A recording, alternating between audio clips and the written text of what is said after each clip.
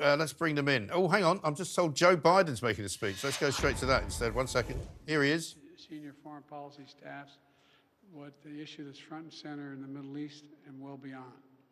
The war between Israel and the terrorist organization Hamas. Over 4 months ago, on October the 7th, Hamas attacked Israel in an act of sheer evil, massacring more than 1,200 innocent women, men, and children. The deadliest day for the Jewish people since the Holocaust. More than 250 hostages were taken. 134 are still being held hostage by Hamas. We don't know how many are still alive. The anguish that their families are enduring, week after week, month after month, is unimaginable, and it's a top priority for the United States to bring them home. I've made clear the United States shares the goal of seeing Hamas defeated and ensuring long-term security for Israel and its people. After October 7th attacks, Hamas retreated back into Gaza, where its leaders live in underground tunnels stretching for over 100 miles beneath civilian infrastructure, including schools, playgrounds, and neighborhoods. The past 4 months, as the war has raged, the Palestinian people have also suffered unimaginable pain and loss.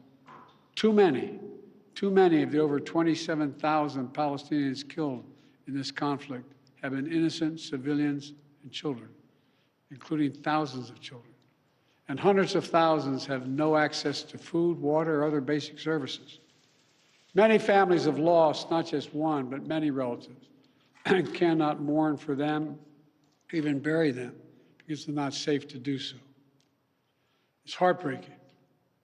Every innocent life in Gaza is a tragedy, just as every innocent life lost in Israel is a tragedy as well. We pray for those lives taken, both Israeli and Palestinian, and for the grieving families left behind. Not only do we pray for peace, we're actively working for peace, security, and dignity for both the Palestinian people and the Israeli people. And I'm working on this day and night with the king and others in the region to find the means to bring all these hostages home, to ease the humanitarian crisis, and to end the terror threat, and to bring peace to Gaza and Israel, enduring peace with the two-state solution for two peoples. As the king and I discussed today, the United States is working on a hostage deal between Israel and Hamas, which would bring an immediate and sustained period of calm to Gaza for at least 6 weeks, which we could then take the time to build something more enduring. Over the past month, I've had calls with Prime Minister Netanyahu, as well as the leaders of Egypt and Qatar, to push this forward. The key element of the deals are on the table. There are gaps that remain, but I've encouraged Israeli leaders to keep working to achieve the deal. The United States will do everything possible to make it happen. The king and I also discussed the situation in Rafah. As I said yesterday, our military operation in Rafah, the major military operation in Rafah, should not proceed without a credible plan for ensuring the safety and support of more than 1 million people sheltering there. Many people there have been displaced multiple times, fleeing the violence to the north, and now they're packed into Rafah, exposed and vulnerable. They need to be protected. And we've also been clear from the start. We oppose any forced displacement of Palestinians from Gaza. Today, the king and I also discussed in detail how to get more humanitarian aid into Gaza from the very beginning. My team and I have relentlessly worked to get more aid in. I urged Congress for months to make sure that our nation's support for Israel and also includes urgently needed aid for innocent Palestinians. And I've spoken repeatedly with partners across the region, including the king, to help facilitate the flow of such aid into Gaza as much as possible, and then to actually get to the people that are needed. We work to get the Rafah crossing open, we work to get Karim Shalom open, and we insist that it remain open, both remain open. We're working. That's Joe Biden, President, seeing him at the White House there. He's with King Abdullah of Jordan. making quite an interesting statement. The panel's back. Madeline Grant's here from The Telegraph. Dave Shawner, Esther Cracker as well. He actually looked in pretty good shape there, didn't he? He was being very serious and making sense and talking about, for once, I think it's nice to see, the hostages, which you don't hear a lot about these days. Well, he did sound very lucid just there, at least by usual standards. Yeah.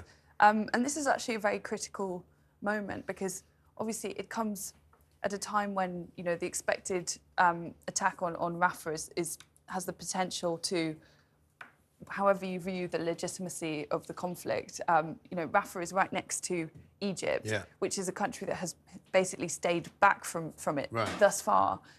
And has so far refused to take any hostages, take any refugees from Rafah. Yes, but if, for example, you know, a few stray rockets end up in Egypt, this is the kind of thing that could really see some escalation into the region. So this is coming at a very delicate moment in the conflict, but also there have been far more questions about Biden's future prospects as president. I mean, after that absolutely disastrous press conference that he had last week, where he was genuinely on Thursday, making no sense and getting really angry with his reporters. Well, I was talking to Greg Spencer about that. I said, you know, you'd have to worry about what happens between now and the election. Never mind whether he wins another term. Well, he'll make it. Whether he'll but make I the election. I guess he had to show today, if he was going to make this statement, that he was in fact on top of it, which he appears to be doing. And also very important to have Jordan there because they are an ally in the kind of erstwhile ally in the region, but they have been super critical of Israel's response so far. So the fact that they have been able to have a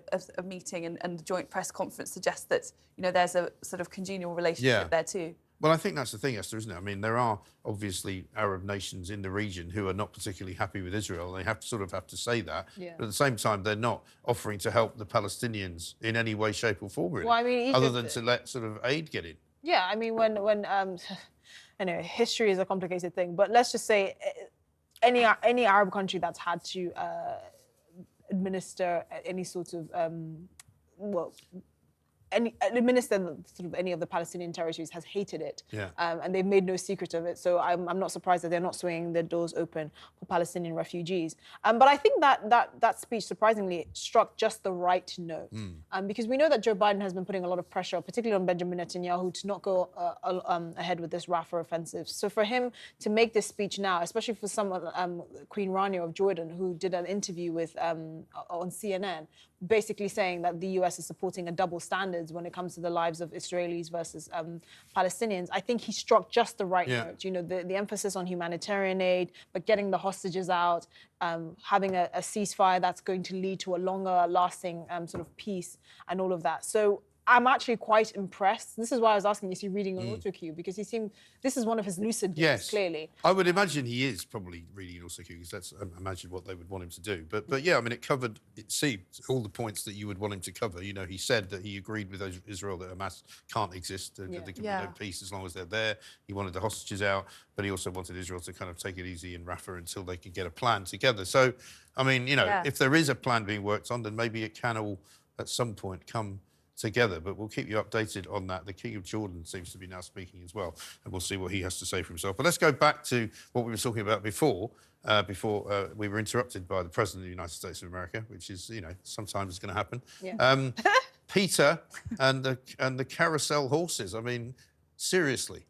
One for you, Dave. I love this. And I say, I think Peter are great at this, because I don't know if you remember, I'll never forget it, there was a story a couple of years ago that you should get rid of any animal analogies. Right. So it was the one that I remember. Flogging the dead horse. Flogging the dead horse, that was the one. It was what when was pigs fly. A hangover, a hair of the dog. Yeah, that was one that was offensive to dogs. Right. And they gave all of these... What other ones are there? There's not that many. Oh, there were loads. It was brilliant. Cat's got the cream. Yeah. Cat's got your tongue. Fly. When pigs fly. Oh, yeah, OK. Yeah. And I think... See, I never say any of these things. No. So, I Do mean, you not? Because you're not from Victorian England. No, I mean, people don't really speak like that. And now, you do they? strike me as the man that gives the air of the cat that got the cream. Yeah. Yeah, well, I do feel like that. Yeah, I would never describe it in that way, that's all. Right, how would you describe it? There'll be a bit more profanity. Just very happy. I say the vibe. More swearing. The vibe in the studio is looking quite hair of the dog right now. Yeah. It is very much so, yes, absolutely right. So, yeah, but so what about this, getting rid of the horses, though, and putting your little child on a, you know, maybe a rainbow. Or in a teacup. I mean, Yeah, the thing you is, could have PETA, a sort of upside down rainbow, couldn't you? They could straddle that. PETA is an interesting organisation because they do some good work on sort of animal welfare. But then you look at their social media and they'll have a picture of a pig and being like, would you eat this? And I'm like, yes, it's called bacon. Yeah, right. And it's like it sometimes strikes this completely tone deaf note with people that they're actually trying to get on side. I'm absolutely all for not treating animals cruelly, but sometimes they're just strange. I think Yeah, that this is properly bonkers. This is properly jumped the shark. It kind of reminds me of that scene in, I think it's... Jump the shark, there's another one. that's another one. How dare you? do that on purpose. As a vegan, I'm offended. offensive to Jaws, I'm sorry. But it reminds me of that scene in Notting Hill when he goes on a date with a woman who says that she's a fruitarian and that the vegetables have been murdered. Right. You know, it's like, real people are not like this. Well, some real people they are like that. Clearly they are No, like they're this. not. They are. Really? They're not. I mean, I Like- used to say this, that people wouldn't behave in real life like they behave on Twitter, but now they actually do. I think Peter is brilliant at one thing, and that is PR. Yes. Because I love the idea that Peter's sitting in their little HQ going, how can we annoy people more? Yeah. And then, right, let's get rid of zebra Also, crossings. to be honest, They're offensive. I know there's one down by sort of the London Eye, but you don't find many carousels with horses. No, you with don't. horses to sit on. Not that many. Oh. You know, if you go to like the local fair, it's usually run by some very dodgy There's looking a very people. good one in Liverpool. Is there? Yeah. It's a long On way the to go docks. for a carousel. Yeah, Even that's you true. mentioned dodgems. Even dodgems are rubbish now because you're not meant to ram each Are other. they? Yeah, You're not allowed You to can't give go each other head on or whiplash, anything, can you? No. So you've got to go. No. Because I got in one with my niece, and you had to go round in a clockwise, and so I just stuck in What's the traffic. point? Yeah. That's all And it It's you- was. like being Yeah. on the M25. awful. Maybe what they should have is some Insulate Britain people sitting, glued to the Exactly. floor, and maybe just if you go On the round them. low traffic neighbourhoods, Yeah. just Yeah. going to Yeah, throw exactly. around. No more 20 miles an hour. Yeah. I mean, if I was a kid right now, all I'd want to do is play video games because there Yeah. are no like real life You're pursuits not allowed that are to do going anything be as dangerous. exciting as your video But games. It's you not the say funniest that one. video games are so much more violent. I'm not I know, against that, exactly. but I play console, and they're Right. so needlessly violent that when I Yeah. was a kid, I remember people losing their minds because they're like, Pac-Man eats people, Right. whereas you can play this game where you like shoot someone in the back of the head and Yeah. then like wear their corpse, and you're like, oh god. Right. Yeah, and you can like pull a prostitute out of a car and just like Well, drive it's- over her dead yeah. body. That's It's a different horrible. game. Now, talk about things you can pull out of cars. How about this story, right? Mm. Stunned children return to Hampshire from school trip to France to find two migrants. It's not actually in the papers, this. Oh. This was one that I spotted earlier. Can I just say that's the best link ever in the world? Thank you very much. They found two migrants in the luggage compartment of the coach. Yeah. Right. They'd apparently been on a school trip to somewhere like Boulogne, and they're from the Houndsdown School, a science college in Southampton, in Hampshire. But the worst thing was that these are all kids aged between sort of 11 and 13 or something like that. Parents turn up to pick them up. The guy, opens up the coach, and there's two blokes in there Well, who they're have getting- crept in That's and completely. They're getting and a what was hotel. really bad, and I don't want you to be too upset by this, but there's one woman saying, it was really awful because we dragged my son's bag out and it was covered in urine.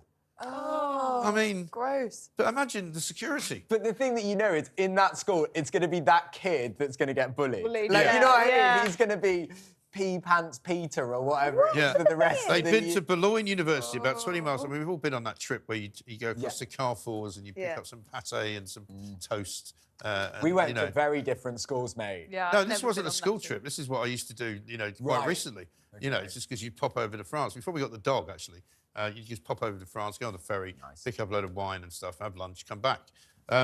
But unfortunately, or fortunately, I never found any illegal migrants in my car when I got back home. I mean, Oh, yeah. it but- just well, goes maybe to because show you, doesn't They it, would though? have ruined all your lovely Carrefour ingredients. I know, exactly. But I mean, it shows to show how useless the Border Patrol is. Well, the thing is, they used to. So, I don't remember if you remember 2015 sort of time. You used to have loads of migrants coming up across the channel on these, like at the back of these trucks. Yeah. And they started getting heat detectors to actually detect people Right. from like Belgium, France, and all of that. And that that wave of migration stopped. But the reason I think they didn't catch these ones is because it wasn't a commercial vehicle. It was actually students. It wasn't classed as a kind of commercial goods vehicle that come over. But also, the French are not stupid enough to roll out the red carpet to these types of migrants. So they know that they're coming here. They're going to get a hotel room. They're going to get an allowance. They could say that they've converted to Christianity and likely be allowed to stay in the country indefinitely. I mean, they know why they're doing this. They have literally statistically double the chance of getting asylum here than they do in France. I mean, Well, probably I actually don't almost agree with triple. that. I think what it is, and I think the reason that migrants come from France to here is because they're like, I don't want to be with the French, No, and that's why they're coming very over valid. here. I don't Well, they blame get a them, lot much so better yeah. deal here than they get in France. Well, as yeah, well. exactly. I mean, But I French, mean, They don't get houses in France, all money. I think the asylum approval rating in France is somewhere around 15%. Here it's 77%. Right. No, which is So- crazy because you wouldn't know this from listening to the narrative. The narrative peddled by so many of the bleeding hearts in this country is that we're heartless and evil for Right. even wanting to do Right. anything Yeah. in relation. Oh, you just to have to this. not do anything at all. It's like, why are you being so unkind? And at the same time, they often point to enlightened continental Europe as how things ought to be done, and you're like, you don't even know what you're It's talking horrible about. in Europe, where some of the migrants are sleeping rough on the streets. I mean, Paris. Yeah. Parts I mean, of the Paris Hungarians are not even just letting them in. disgraceful. Yeah, Yeah, well, I but know. even if you go to more Italians kind of are the same. trendy European countries, they often have much harsher. Like Denmark has Yeah. a very severe policy on not just migrants, but even I think they have basically changed. They felt that there was too much. There was very little mixing in certain parts of town, so they basically broke up communities and forced people to move out. Right. These kind of things Oh, are yeah. totally unthinkable. Well, I think we have in to remind Britain. people about the nature of some European countries, which only, a couple of generations ago were doing some pretty awful things. Yeah. And had this is why during COVID, places like Spain and Germany were all quite happy to be told what to do because, To be Spain... honest, we were too. Well, I wasn't. And I mean, I know, but there was a lot of people you're who in a weren't. minority, But big in minority. Spain, where they kept people were wearing masks on beaches and swimming Yeah. in water Very strange. because they don't. Franco was there running the place like a dictator not very many years ago. Yeah, but if you look at the opinion poll all through COVID, I mean, the stuff that people were very happy to have was quite shocking. I mean, even after we had reopened after Freedom Day, there was a poll, I think it found that 20% of people wanted there to be a curfew forever. Yeah. Even if there's not a pandemic on. Right. In fairness, I was always for that. Yeah. Because I hate it Oh, we when got one, parties. we got one. I hate it when parties go on and on and on. 10 o'clock, I want to be in bed. That is, and I love the excuse it's of shocking. that. Absolutely shocking. I don't know what happened to Britain. We got one, we got one. But I mean, we've got loads of stories to discuss, including delivery riders going on strike on Valentine's Day. So you won't be getting any flowers, right? That's my excuse. we're gonna-